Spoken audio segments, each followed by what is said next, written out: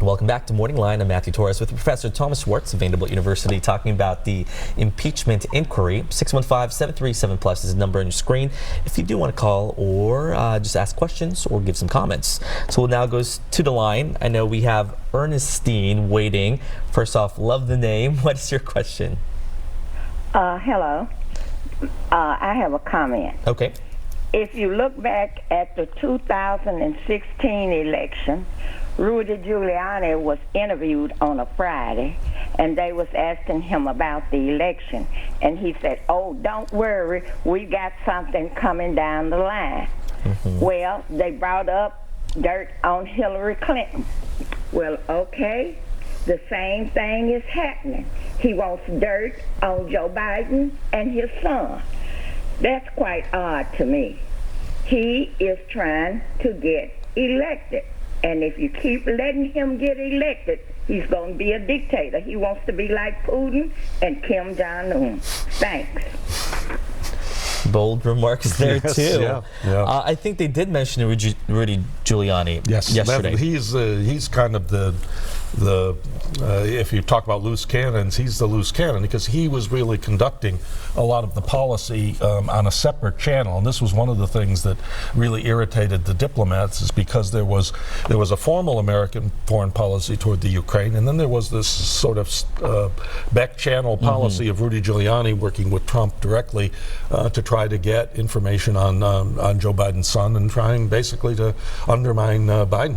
And George Kent, who testified yesterday, quote, "Over the course of 2018 to 2019, I became increasingly aware of an effort by Rudy Giuliani and others, including his associates, Lev Parnas and Igor Fruman, to run a campaign to smear Ambassador Yovanovitch." Yes, she's going to be testifying on Friday. And I think that could be another really page turner. It could be. Again, I think her testimony will be very direct about that, but I think it probably won't change what we know already. Got it. Who is she and why is she so She was the important? ambassador of the Ukraine, and she was seen by the Trump people as being less than fully loyal.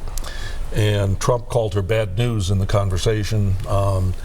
She had pressed the Ukraine government toward more transparency, and so I think her relationship with Zelensky was not, at least Trump believed, not very good. So he was going to get rid of her. I mean, in that sense, she was a figure that he did not, as I say, did not think of as fully loyal and on his team in following what he wanted to have done. Right. All right. Let's go to the lines. Hey, Walter. Walter, thanks for calling. What's your question or comment? Hello? Hey, Walter. Good morning. Oh, okay. I didn't hear my name there. Okay. No, it's okay. What would you like to ask? Just 2 or 3 little observations.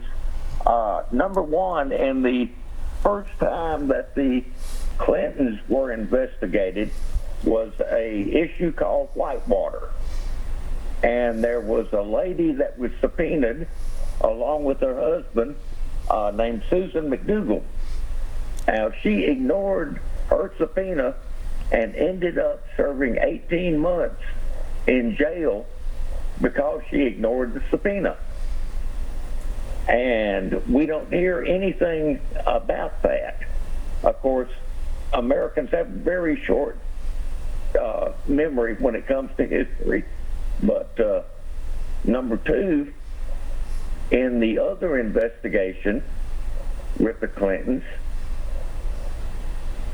they subpoenaed everything about his affair that he had, and I don't understand why the same rules that the Republicans used during the affair impeachment with Clinton, why the same rules don't apply to the Democrats this time. And number three, I'll wrap it up here. I'm getting a little off track. But anyway, number three, all of this reminds me of going to church and hearing a sermon. And you can come out of church, talk to 10 people that heard the same sermon, and get 10 different views of what the preacher was preaching about. No matter what side you're on, you're going to pick out what you believe and what you don't believe. Thank you for your time this morning. Yes, Yeah. No, and I like that analogy. Yeah, no, and I think his point about the Clinton issue is that, of course, that investigation started fairly early in the administration, the Whitewater issue, and then later the Travelgate issue, and there were a whole set of minor scandals around Clinton until finally you got to the sexual harassment case, and then some of this that actually did lead to the Ken Starr investigation, then providing information to Congress. On the contrary, this one is a fairly quickly developed. Just goes back to July. It's happening rapidly. It's also happening in a way that's quite out there in the fact that the president didn't think there was anything wrong, and it's everybody else who thinks something's, or it's the Democrats who think something's wrong with his style and have brought these diplomats to bear on it. But it is a little different, but I think they can probably get at the same information, as much information, and I have a feeling they'll have as much as was in the case with Clinton. Right. Hey, Tiffany, are you there? And what is your question? Hello. Hey, Tiffany, good morning. What's your question? I just want to ask one question. We need to all of this be on television, okay? Me and nobody I know cares about this impeachment hearing. And I can't believe they clogged up the TV channel with this mess, okay? Look, I'm not a Republican or a Democrat. But I just think that this thing makes the Democrats look bad. It looks like they're grasping for straws. And the majority of the American people do not care nothing about this impeachment investigation. Thank you. I didn't understand a lot, but I heard nobody that she knows care about the impeachment inquiry. This is actually something that I've observed in the sense that the media environment in which this impeachment investigation is taking place is very different from, say, I mean, the most one I know the best is the Nixon one. At that time, you only had 3 national news networks, and they all showed the hearings, and NPR had them on all the time. In a way, there was a much greater interest in the investigation. On this one, I'd be really interested in knowing to what extent the interest in the hearings travels outside of the Washington Beltway, and how much people in the rest of the country are interested. Some aren't. And there are plenty of diversions if you're not interested in this. Is it just the oversaturation of partly that news? And just the sense that we've all heard all this before on Trump. It's not as if this is a different story from the Mueller investigation, from other things, so that in a way there might be a certain amount of Trump fatigue here in terms of following this issue on both sides of the aisle. Hence why I would think maybe the Democrats are pushing hard. Yes, they want to make this through different. The fatigue. Yes, yeah. All right. Good talk. All right, Tom, thanks for calling. What's your question, Tom? Oh, well, I've been sitting here listening, just trying to put all this together this morning. About Trump, I'm not for Trump. I'm not for him like any effort. I don't believe nothing he says. I don't believe anything as far as Republican says, because the simple fact of it is that everything they do up there, everybody wants him to worship him and all this. Well, he's not the man to worship. I mean, there's only one person to worship, and that's God. He's not my man, and I'm sorry. I don't mean to be sarcastic, but I think if we keep voting presidents, Democrats and Republicans in, we're going to be in a communist country before it's too late, because it's going that way. It's biblical. It's meant to be that way, and I don't understand why people want to put their trust in man. I don't trust no man, and I don't trust you, and I don't want you to trust me. I don't see nothing involved with people getting this country back in shape like it is.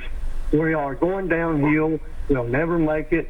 And the good Lord's the only one you can vote for and trust. And that's what I got to say, sir. And y'all have a good day and blessed day, too. Thank you, Tom. We appreciate the call. Again, Well, again, it sort of reflects a disillusionment with politics and political leaders, and a sense that the country's in trouble and politics is not going to save it. And I don't think that's an unusual sentiment. It probably exists in different forms, some for both religious and for secular people, just this sense that the politics is not providing answers anymore.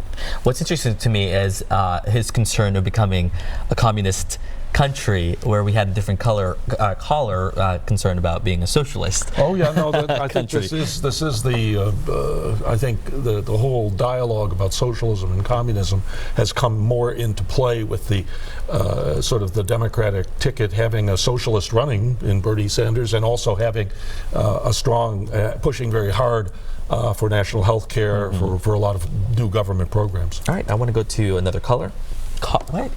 Caller. Hey, Jeanne. Jeanne, you there? Yeah. Hey, what's your question? Yeah. Don't y'all think that Biden should be investigated on that deal? That any of those people that are running for president should be looked at as closely as possible? Because, I mean, you know, the corruption in that country, Trump's doing nothing wrong as far as bringing that up to investigate the Bidens. It's not necessarily because they're running against him. It's because that we don't need a president that takes bribes through his family or through his sons or daughters or whoever. And Trump himself should turn over his income taxes and let the American people see them before the next election. All of them should. It should be a requirement. And one more thing, we're knocking Russia and the Russian people over there, and that is their business. That is not ours. We are paying Russia $8 million for our astronauts to ride on their space station, up to their space station, every time. And why can we not get along in the world with the rest of the countries without, I mean, we may not agree with what they're doing, but we don't need to complain about them all the time if we're ever going to get along with them. It's like you and I. If we didn't get along and all I did was talk bad about you, there's good in you. And there's good in everybody. But the only way you're going to change people is by not talking ugly about them in other countries. And if you want to do something for America, don't allow the foreigners to come over here, and just because their child is born in this country, they're American citizens. Russians come over here, have their children go back to Russia, send them back to this country to go to school, and they get free tuition to go to school. Then they can sponsor their parents or their kinfolks or whoever to come into this country. We've got a government that's all messed up from top to bottom. Thank you for allowing my comments. Thank you, Fred. I want to give... Fred seems to have a big heart.